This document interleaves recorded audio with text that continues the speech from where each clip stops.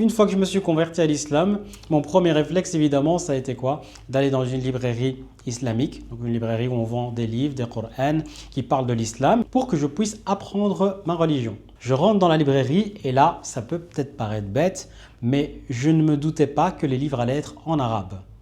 Du coup, je rentre dans cette librairie, je regarde partout, de tous côtés, tout est écrit en arabe, dans une langue que je ne connais pas, que je ne comprends pas. Certes, très jolie par sa calligraphie, mais ça s'arrête là.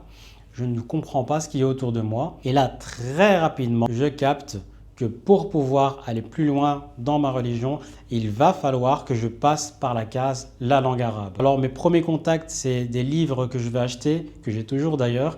C'est des livres pour pouvoir apprendre l'alphabet arabe, comment s'écrivent les lettres et quel est le son qu'elles vont produire. Et là, deuxième point, je constate que dans l'alphabet arabe, on n'a pas exactement les mêmes lettres qu'en français. On n'a pas les mêmes sons qu'en français. Ça peut paraître logique pour vous, mais moi, à l'époque, ça ne l'était pas. Les seules langues que je connaissais, à part le français, c'était le néerlandais. Et dans le néerlandais, les sons qu'on va retrouver sont assez similaires à ceux qu'on va retrouver dans le français. Donc, je me retrouve dans ce nouveau monde, complètement perdu, et je me dis, c'est pas grave, on va apprendre une nouvelle langue, ça ne doit pas être si compliqué que ça. J'ai commencé à apprendre l'alphabet très lentement, alhamdoulilah, avec quelques frères, hafidahumullah, qui m'ont aidé à avancer et à comprendre la langue arabe.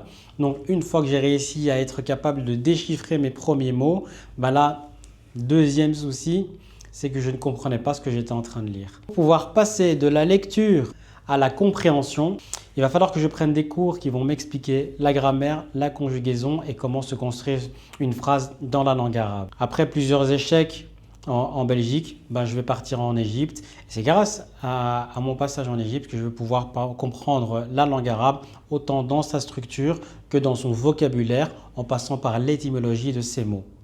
Et c'est exactement ça que je vous propose au sein de l'Institut Hayabina.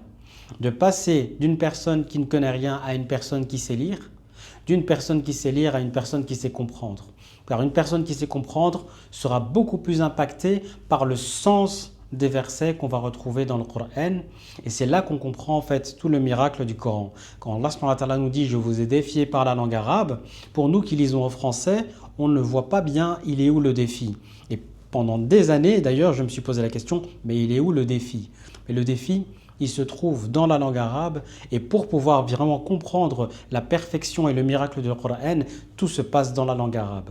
Donc n'hésitez pas, si vous êtes intéressé par l'apprentissage de la langue arabe et le Coran, à venir au sein de l'Institut Hayabina, à réserver avant tout votre appel découverte pour qu'on puisse vous expliquer comment est-ce que vous pouvez apprendre la langue arabe au sein de l'Institut.